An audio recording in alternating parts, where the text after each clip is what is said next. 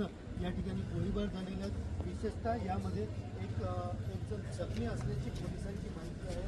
राहुल वाडकर पोलिसांचं म्हणणं आहे, पण मात्र या ठिकाणी तणावाचं वातावरण। कल्याण पूर्व के आत्मांगर इलाके में दो गुटों के बीच हुए विवाद ने हिंसक रूप ले लिया। इस दौरान हुई फायरिंग में राहुल वर्मा नाम का एक युवक गंभीर रूप से घायल हो गया। घटना के बाद इलाके में तनाव का माहौल है। कोशेवाड़ी पुलिस ने त्वरित कार्रवाई करते हुए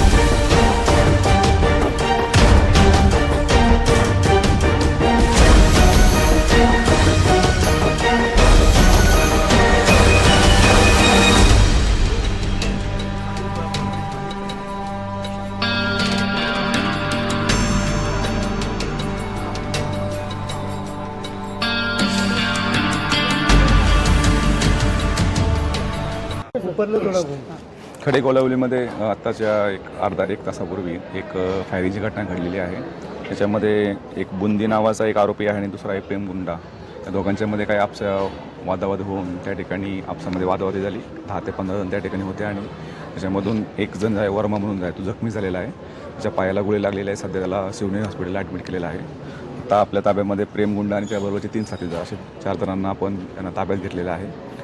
स्पॉटवरती आपल्याला अजूनही काही फायरिंग केल्याचे काही पुरावे आपल्या स्पॉटवरती मिळाले। आपला तपास सुरू आहे। यापूर्वी या आरोपीपैकी 2 ते 3 आरोपींचे यापूर्वीचे रेकॉर्ड आहे, त्या अनुषंगाने आमचा पोलीस तपास सुरू आहे। सर, किती राऊंड फायर झाले काय? आमच्या माहितीप्रमाणे 2 राऊंड फायर झाल्याची माहिती आहे। अजूनही जखमीकडे आणि इतर लोकांकडे आमची विचारपूस सुरू आहे, त्या अनुषंगाने काही गोष्टी काही वेळामध्ये अजून क्लिअर होतील। त्याच्यामध्ये एक जण जखमी आहे। वर्मा नामाचा एक मुलगा जो आहे त्यामध्ये जखमी झालेला आहे। त्याच्या पायाला गोळी लागल्याची माहिती आहे आणि त्याला शिवनेरी हॉस्पिटल उल्हासनगरला सध्या उपचाराकरता भरती केलेला आहे। फायरिंगचं कारण आदत काय माहिती पडली? अजून तरी आपसामध्ये वाद असं प्राथमिकदृष्ट्या लक्षात येत आहे। तरी इतर ही माहिती जी आहे, जे जखमी आहे आणि इतर काही साक्षीदार असतील त्यांच्याकडून आपल्याला समजून जाईल।